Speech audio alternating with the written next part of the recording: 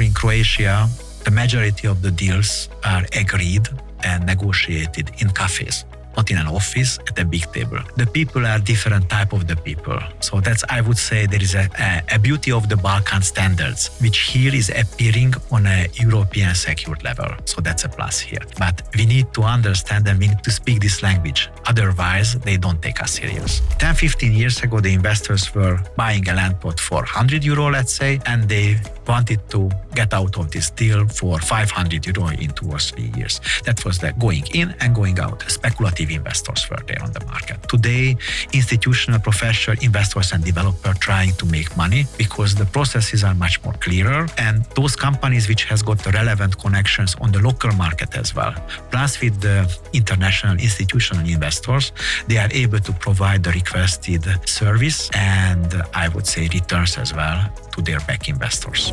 What would be the most important question that in your mind makes it or breaks it? I think it's that there is a standard sentence we should say on the Balkans as well, and this is very well known for all those people who were visiting this area in the past and in these days as well, that no project in Balkans is truly viable until permitting, infrastructure and municipal alignments are fully verified.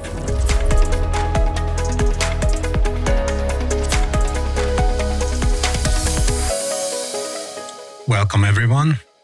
This is the Adriatic Advisors podcast, your inside track into real estate and development in the southeast of Europe. And today I'm joined by our good friend, colleague and client, Mr. Peter Horváth. Thank you very much.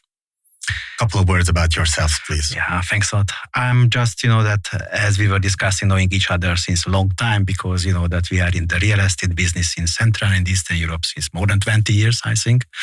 Yeah, at the moment, I am responsible for some, let's say, real estate development activities of one of the, let's say, biggest investor in Central and Eastern Europe in the Croatian areas as well. And we are very active in the Hungarian and Austrian market. Therefore, I try to combine the forces and available projects and opportunities in these 3 countries, but mainly focusing on the Croatian market these days. Thank you for coming. Thank you very much for the invitation. This is actually a seminal event in the history of our company. We have just turned 10 years old and we decided that we would start a podcast program, and you're the first guest. Thank you very much. That's my pleasure. It is our pleasure. And let's start with a quick and dirty question. Can you say a couple of words about your biggest failure or the biggest issue you have encountered in doing business in the southeast of Europe? I think it's a very relevant question because this market is a little bit different than the usual European market. One of the most expensive surprises in Balkan development projects often relates to infrastructure, particularly utilities that appear available on paper but are not realistically accessible or scalable for the projects what we are dealing with. In one project, we evaluated along the Adriatic coast, and the zoning plan clearly allowed for a tourism resort development. At the first glance, the project looked completely straightforward without any problems. And then, attractive location, good zoning, strong tourism fundamentals were available on this plot. However, once we started the technical due diligence, and that was one of the biggest surprises we were facing at that time, it became clear that the electricity grid capacity in the area was completely insufficient to support a modern resort with pools, air conditioning systems, restaurants, and other high consumption infrastructure.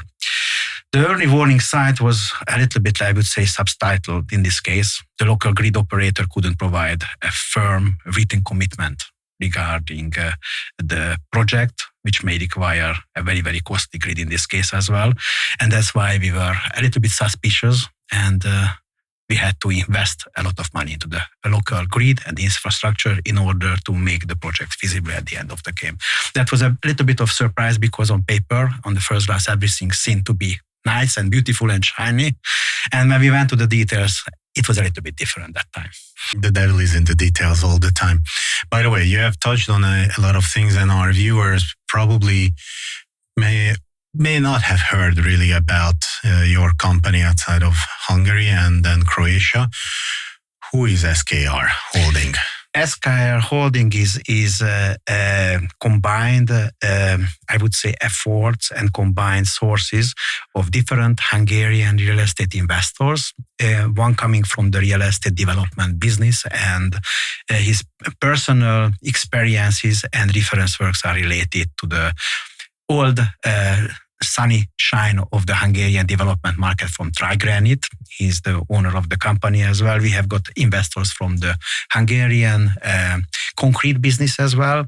And one of the biggest solar panel developer gentlemen on the Hungarian market is also made a joint venture with us in order to access the market and prepare a feasible and high-scale real estate developments on the coastal area of Adriatic Sea. So that's the main focus for us at the moment.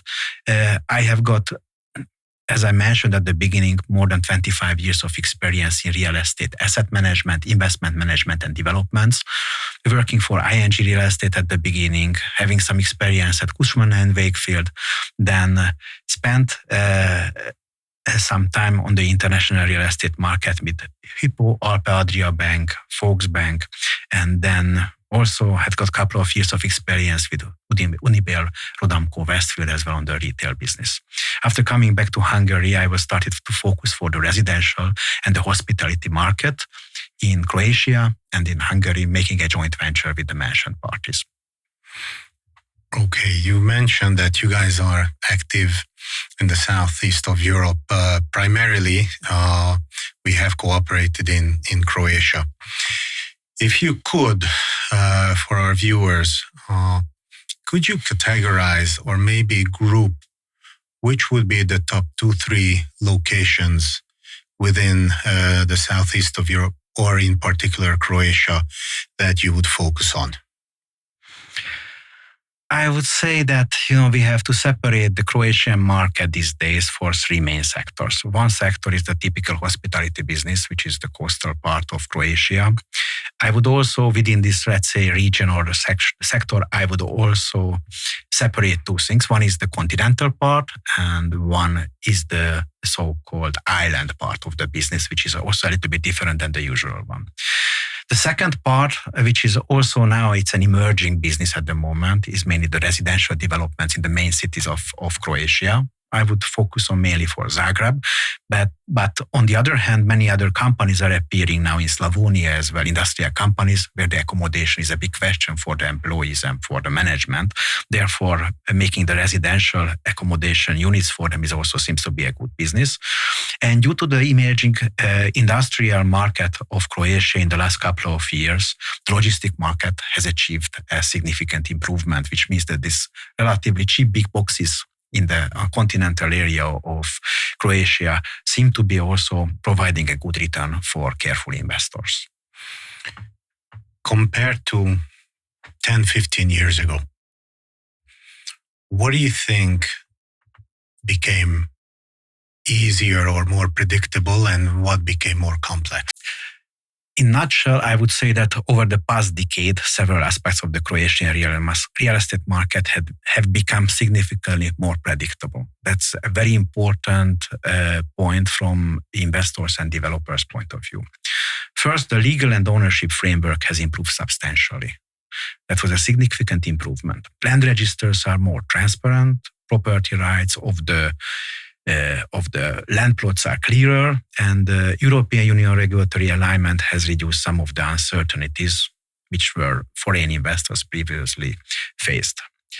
Second, which is also very, very important in my opinion, financing conditions has improved as Croatian banks and international lenders have become more comfortable underwriting real estate projects. That's one of the most important points for the developers, the financing part to be secured with reliable and strong partners. However, at the same time, some aspects have become more complex. The permitting process, for example, particularly for larger tourist projects, has become more rigorous and environmentally sensitive. That has significantly changed in the last couple of years. Coastal protection regulations and spatial planning procedures now require significantly more documentation and coordination with local authorities.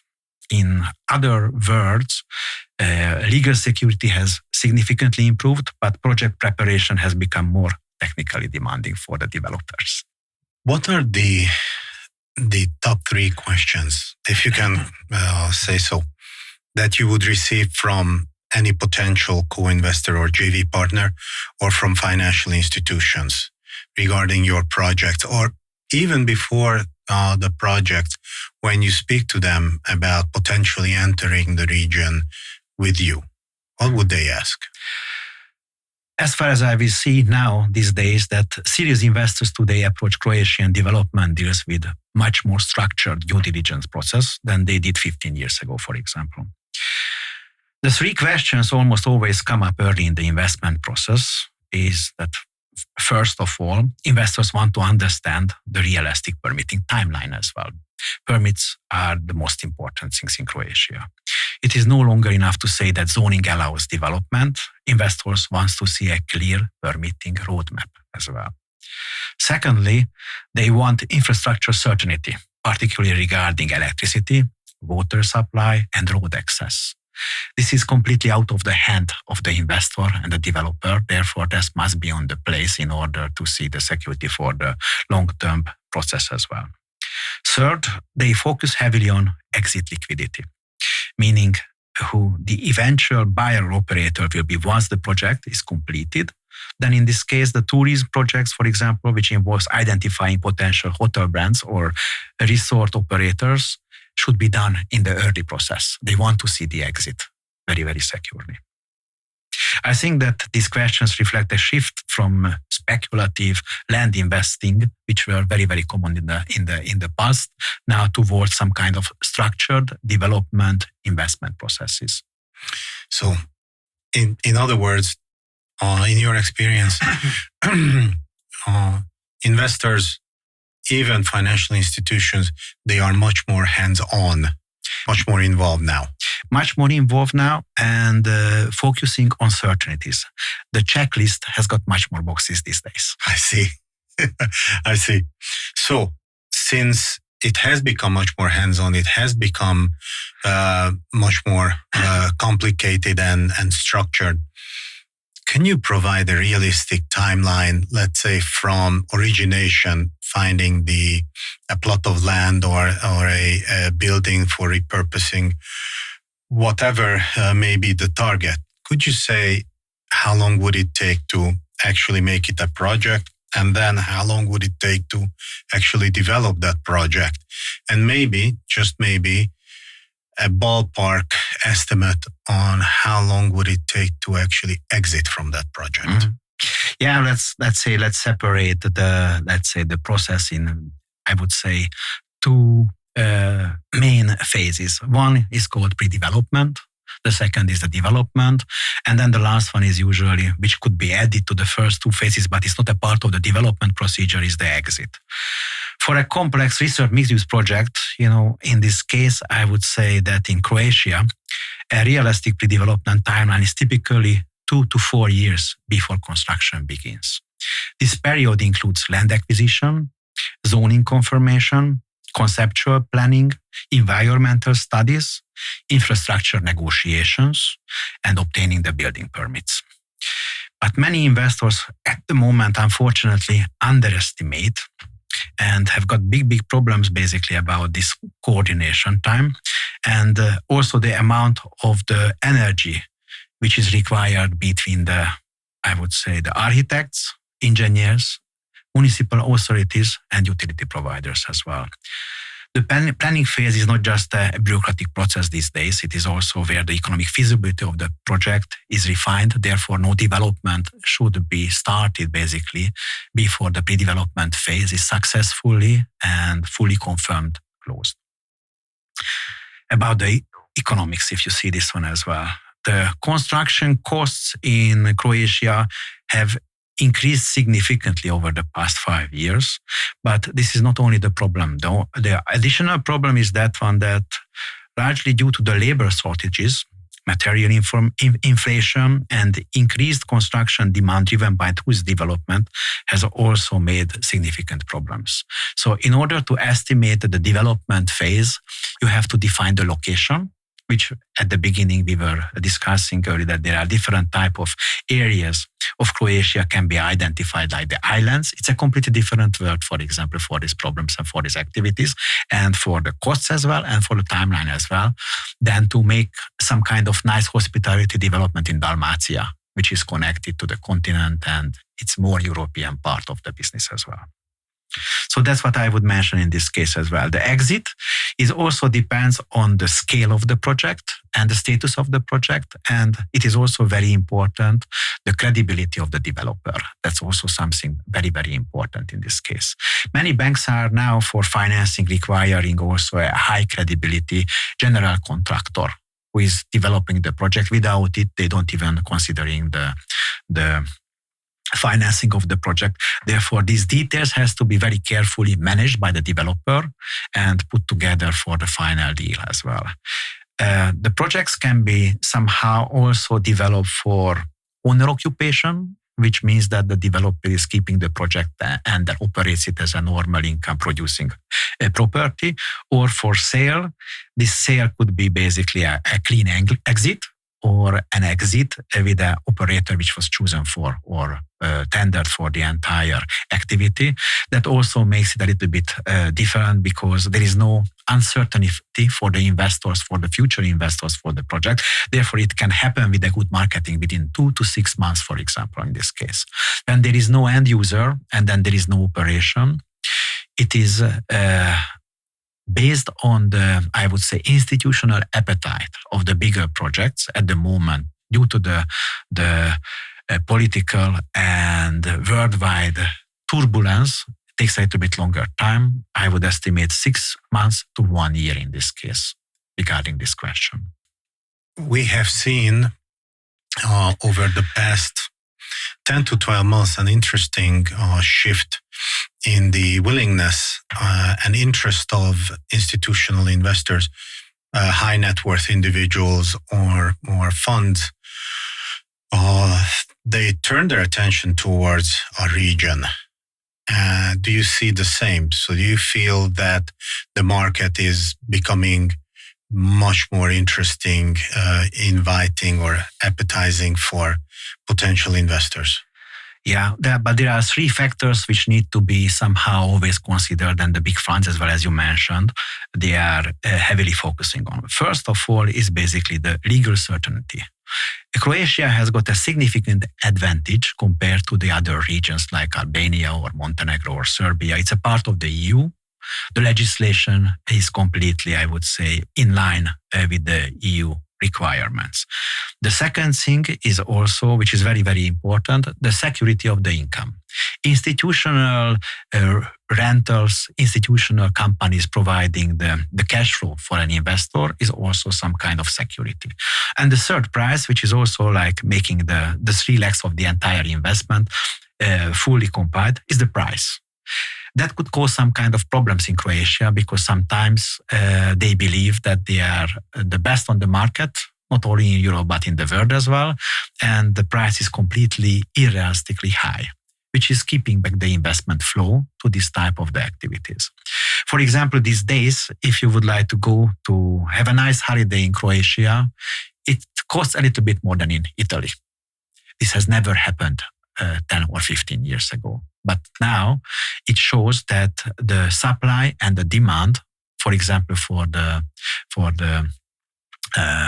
tourism properties and the tourism activities are a little bit imbalanced, and that keeps a huge flow of visitors and buyers back from this type of the market these days.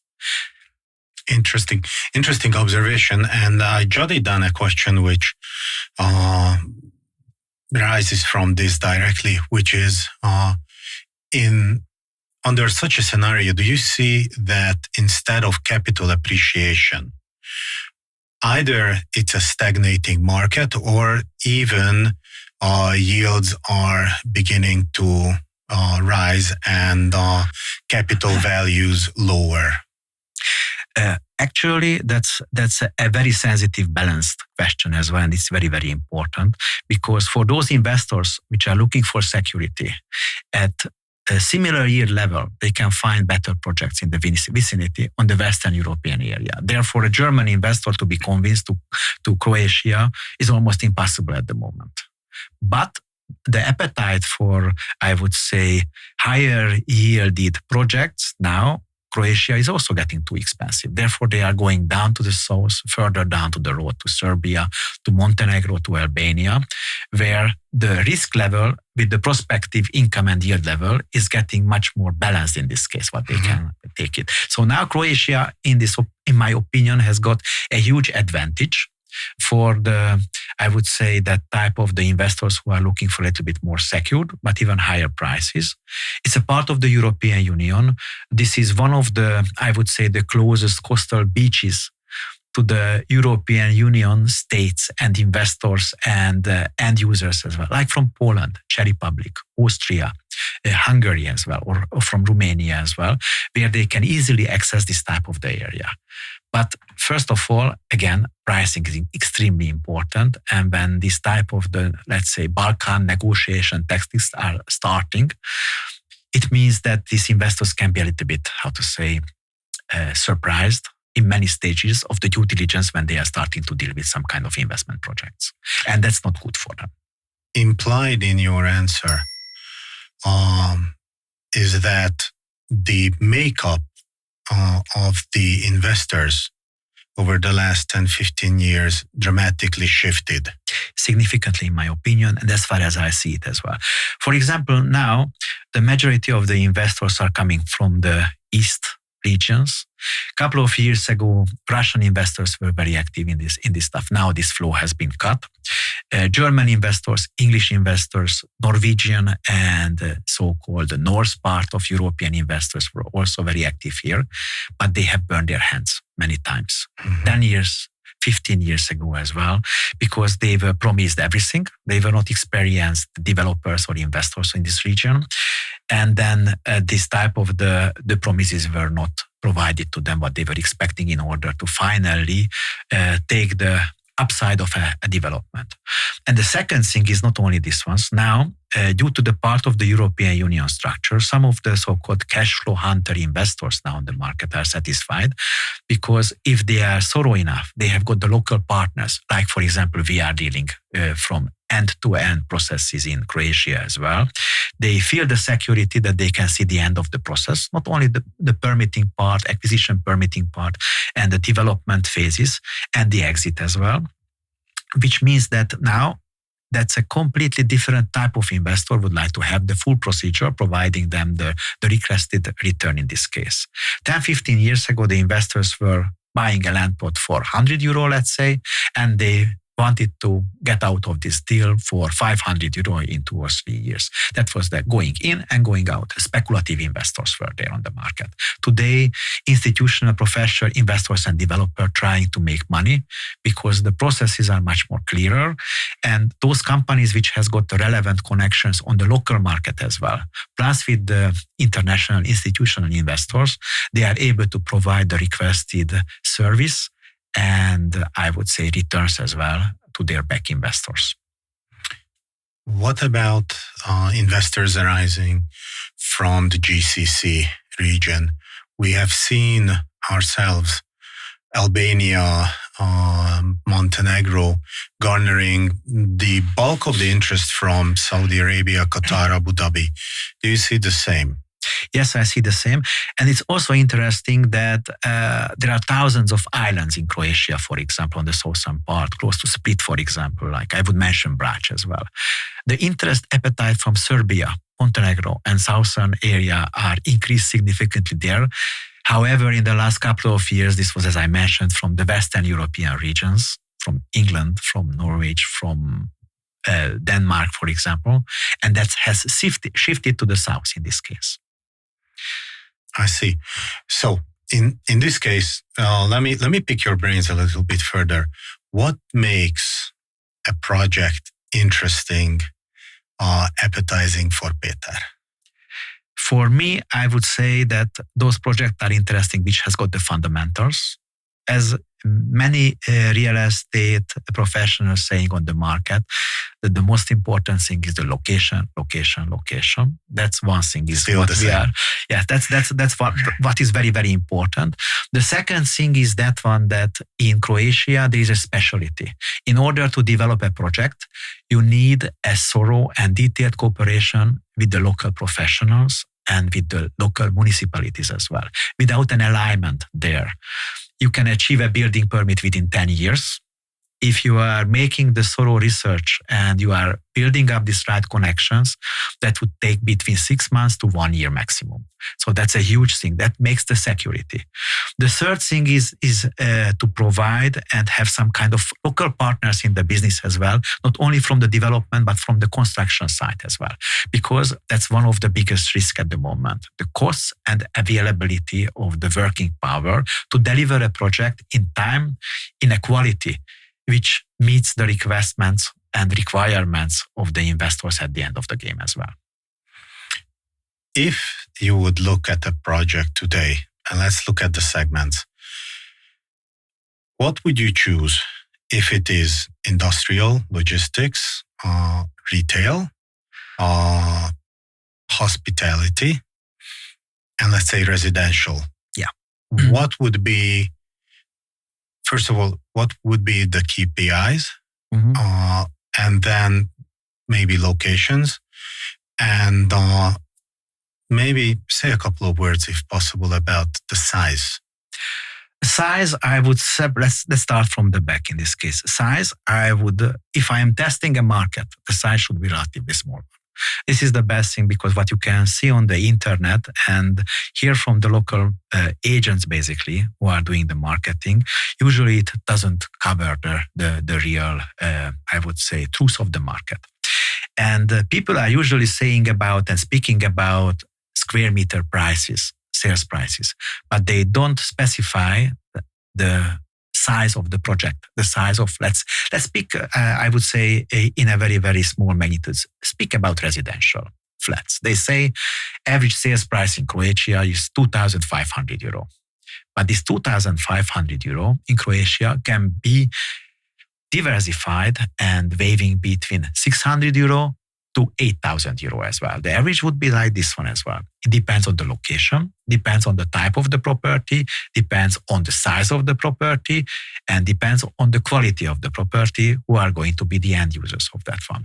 For me, in a market, when we are speaking about, I would say, some kind of turbulences in everywhere, the residential market is always the most secured type of investment in real estate, which brings the relevant level of return with the relevant level of security as well. And Croatia is at the moment a little bit underdeveloped from residential point of view. We have got projects in Zagreb, for example, in the capital city. The sales prices now are somewhere around 3,500 to 4,500 euro per square meter.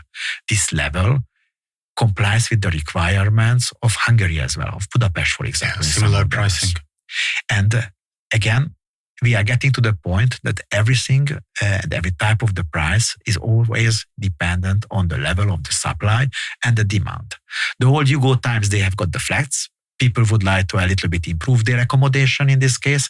And a lot of people are coming from the countryside to Zagreb to work as well. They need accommodation. And then they are happy to pay a little bit of premium on the pricing as well, if there is not enough available products.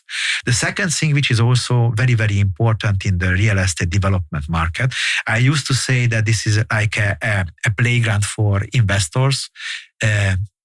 Outsource the money they can get to the other investors and from the banks.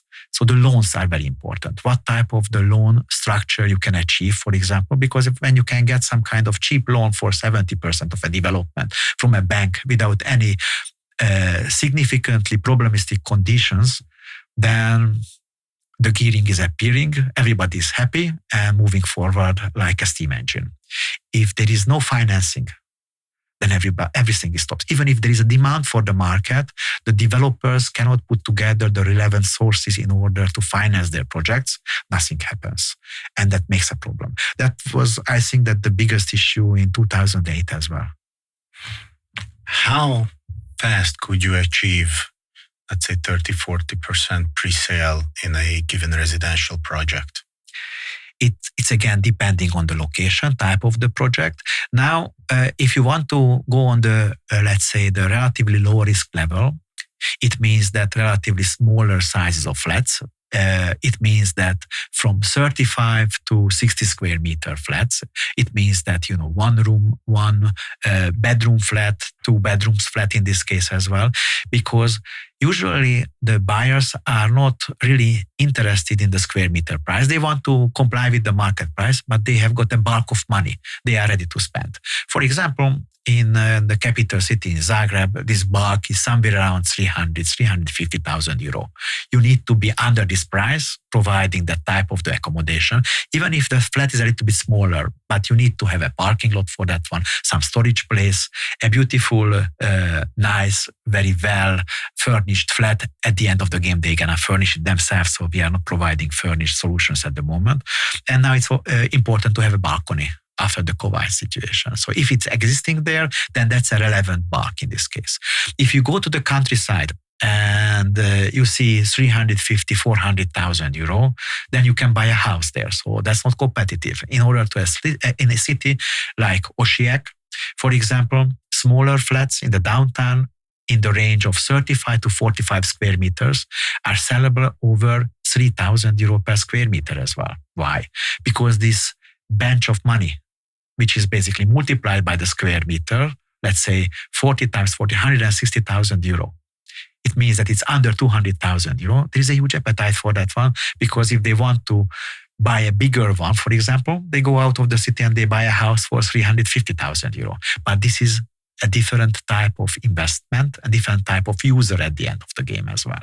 So that's something which I would really focus on the location, based on the comparable evidences and based on the supply and the demand ratio in these cities as well. Because if you have got something big, which is cheap, then you cannot make a competition with also big, but more expensive flats or residential units. Would you touch retail? Retail is a sensitive issue these days. Everywhere, in my opinion, on the world as well. I was working for Unibail Rodamco Westfield for a couple of years as well. And in Hungary, I was running ING Real Estate Investment Management, having the 2 biggest shopping centers on the Hungarian market. I would say that was the golden time. I see how the people were flooding into the shopping centers, spending a lot of money in the stores. Now it has changed significantly. From real estate development point of view, there is another issue which has been, I think, incorporated into the full question.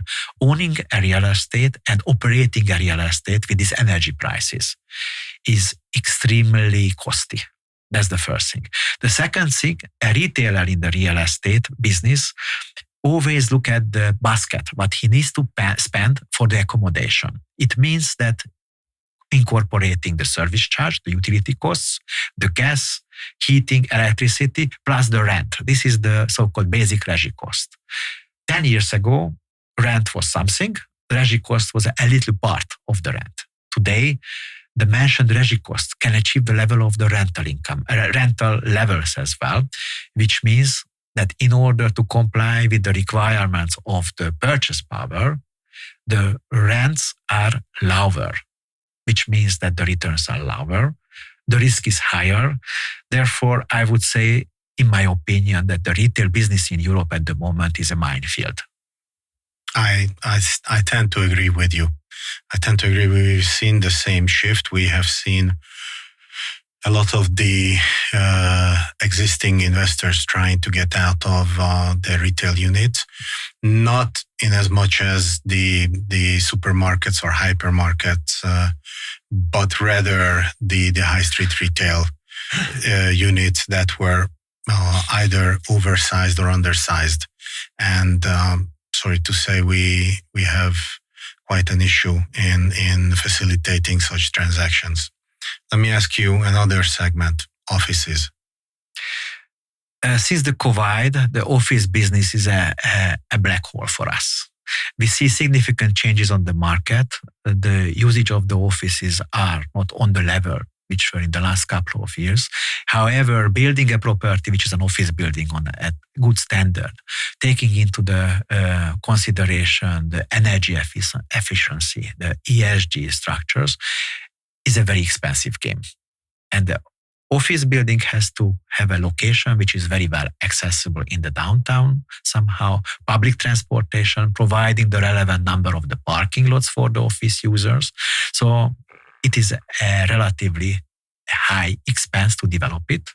On the other hand, the pre-letting and the usage of these buildings at the moment are very, very uncertain. Therefore, the risk is very high, cost is very high, prospective income and this type of the levels are relatively low. So if we can find some kind of other type of segments of the real estate market, those are much more attractive than these ones.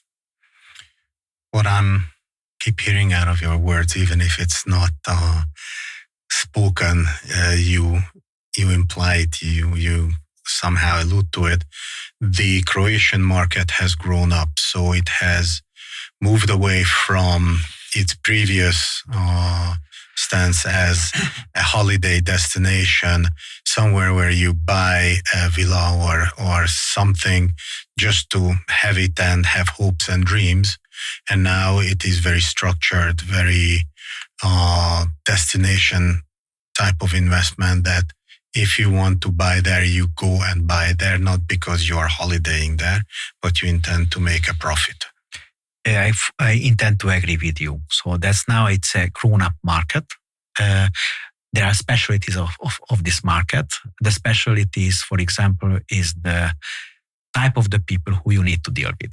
For example, in Croatia, the majority of the deals are agreed and negotiated in cafes, not in an office at a big table. The people are different type of the people. So that's, I would say, there is a beauty of the Balkan standards, which here is appearing on a European secured level. So that's a plus here. But we need to understand and we need to speak this language. Otherwise, they don't take us serious. Do you see any opportunities in terms of Croatia and the larger region, given the current political times? I would say that the politics in Croatia are secondary questions. Croatia has got a history, was a part of the monarchy. Then they had got a Yugoslavian socialist times. And after these times, you know, that Yugoslavia, when it was split up and had got this Yugoslavian war, there was a very strong patriotic appearance in Croatia to make their freedom. So actually, they are very, very proud people who are significantly respecting the past and looking forward for the future that way, that they have got the most beautiful coastal area of Europe. And then they're respecting those people as well who are coming there. It means that they don't care so much about the politics for the investors. They care about an appearance showing that everybody should appreciate this beauty of the nature, what they have got, first of all. And secondly, respect them when they are there. So politics are secondary in this question. I would say for us as a developer, the local governmental, municipal issues are much more important because this is a little bit different than the European structure and the European zoning conditions. In order to achieve a successful zoning modification, for example, a developer needs to align very closely with the local municipalities, with the University of Zagreb and the governmental bodies at the Zagreb, and make some kind of negotiation in order to align the requirements. And then this is something, the biggest added value, which can be achieved in a certain time, much, I would say, faster than a developer coming from another region and trying to force their standard procedures in order to achieve the development. And this is what we are providing to our clients as well. Mediation and problem-solving activities. If today an investor, developer would like to enter the market, what advice would you give them? I would say that when we were entering the markets, we were developing some kind of KPIs, what we have to have a look at of the development procedures in this case. The first of the KPI I was always having a look at was permitting progress versus timeline. So that's one of the biggest issue in this case. Then when we are starting to construct something, we have to be careful of the costs as well. Therefore, my second KPI was the construction cost index and contractor availability. So that's also very, very important location-wise. And the most important in Croatia, I would say the infrastructure readiness milestones, which means that the first milestone is that one to make sure the infrastructure is existing there, not only promised. So that's what I would recommend, first of all, the developers, that as a research before entering the market, these three things has to be very, very carefully scanned. And when they make sure that the availabilities are existing, then making some kind of, let's say, team up with local partners in order to have the process done properly on local level and on higher level as well. If there is one question in your mind regarding any project in that part of the region, what would be the most important question that in your mind makes it or breaks it? I think it's that there is a standard sentence which would say on the Balkans as well, and this is very well known for all those people who were visiting this area in the past and in these days as well, that no projects in Balkans is truly viable until permitting, infrastructure, and municipal alignments are fully verified. I think that this is the first thing what I would always recommend to everyone in order to scan as a first glance. So if it's not there, stay away. Yes. What would be the first sentence you would put on your term sheet? Term sheet? I would say that the first sentence would be that one, that the ownership is usually clear. The second is that one, that if there is a beautiful concept, and then this is the biggest risk everywhere, is the infrastructure available? Not to build the property, but then operate it as well. Infrastructure. And that would be the first one. The second one is that one, that how the local municipal authorities are approaching this project there, because it also this can change the entire story from upside down. If it's not promoted by them, not fully supported by them, there is no chance to execute anything. In terms of infrastructure, can we separate it a little bit into infrastructure meaning a road network and infrastructure meaning municipal Infrastructure is technical thing, I would say. So I think that the most important, let's see that we need electricity. Is the electricity grid capable to get connected with the right capacity? Second is usually we are on the coastal part or we are on the islands. It means water. Is there a water supply? If there is, with the water supply, whether they have got the capacity. If they cannot provide with water with the relevant amount and capacity is basically there, then there is no move on with that one. Third thing is the sewer system sometimes. Either there's a water or not water, but the sewer is also a very, very important structure. And the third thing is that one, as you mentioned, accessibility of the locations, because nice land plots everywhere, but there is no connection road. How the connection road can be developed? Is there a possibility? And what are the assurance that, for example, the connection road can be taken away from the neighboring land plots, can be developed and done, and how much it would be the cost of that one, and what is the procedure, and alignment with the local municipality in order to achieve it. So that's why the permitting is also very important, because in Croatia, they are calling this type of the zoning plan as UPU, and the UPU defines the main preliminary conditions of the land plot and the accessibility as well. That has to be very carefully checked and aligned with the local municipalities at first glance. What's next for SKR? The next is basically when there is a deal and idea, make the budget for that one. Because money talks, bullshit walks. If there is no point to develop it financially, then there is no point to go forward. Do you see deals now? Are you actively involved in this now? Yes. The deals now are appearing in the continental part, not on the islands at the moment, because the pricing are more decent and the institutional, I would say, approach is feasible for those locations for residential developments, which has got the demand. And I see the deals that where the problems of Croatia are already excluded. For example, permits are available, infrastructure is great. The municipality supports the extension of that type of the development areas for that activity. What a new developer would like to do that one with the full support. It is an interest for everyone to make this type of the development. And when the figures are also working and the sales prices of the units are matching the required financial benefits and financial figures, then the banks are also happy to finance them at the end of the game. It means that all the parties are happy, so there are deals and then there are developments going on. The magnitudes are smaller. And as Croatia in the past was very famous about the hospitality or only the hospitality business, now it has been diversified for the residential segment as well. We are not dealing with the logistic and industrial part, so I have no real close information about that sector.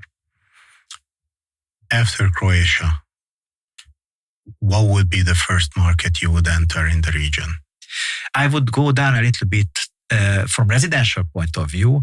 Serbia would be very attractive for me. It's not joined the EU. There is a demand there and still a space for professional developers making high quality project on decent price there. That's what I would say, that this is some kind of, let's say, new area. Then if we go down to the south, it's again, I would say in the next couple of decades, Montenegro and Albania will be also different. Montenegro, you know it much better than me, I think, how it goes on. It's a little bit more tricky market and was dominated by the Russian and Ukrainian investors in the past. Now it's a completely different story. Prices went up to the sky, but there is no demand and then there is no background for supplying I would say, the values behind this type of the prices, I would say. But still the uncertainty is there. Therefore, at the moment, I would say it's a little bit for the European developers and investors, a little bit of sneaky area, this one. But if these things gonna be cleared in the close future, that will be also a very attractive market for everyone. In our experience right now, the hottest market is Albania. Would you consider Albania? Yes, but with a strong and reliable local partner. I think this is the most important, I would say, factor in everything in the Balkan, that without a reliable local partner, everything is just a sweating big problem. With a reliable good partner, I think everything goes on a smooth way, with lower risk, with higher return.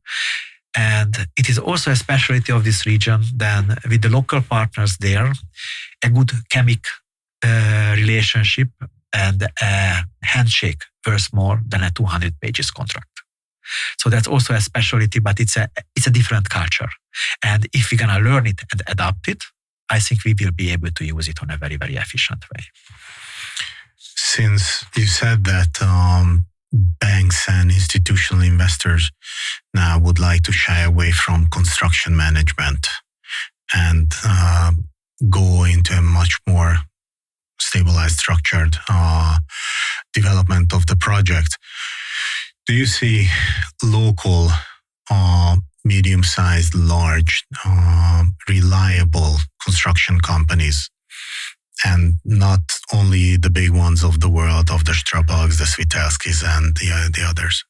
Yes, in Croatia there are a couple of reliable good companies. These were usually developed from family businesses, and as they were well connected locally as well, plus they had got the willingness to provide the good quality, they grown up to a level of the international companies as well.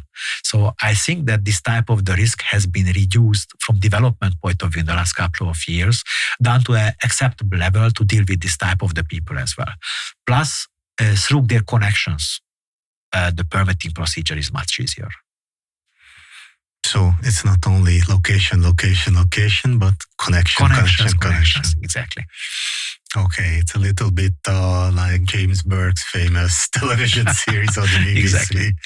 Connections. Closing statement. I would say that the closing statement regarding the Balkan area, that there is one thing which has got a value like the gold. It's called permits. If somebody would like to be sure to make a development there, then the building permit should exist with the relevant capacity of the infrastructure and having a couple of friends in the local municipality and higher levels as well. This triangle exists, and there is no problem with any of the development. Peter, thank you. Thank you very much, János. Thank you so much. Dear viewers, thank you for listening. Thank you for your attention. And this concludes our very first session of Adriatic Advisors podcast.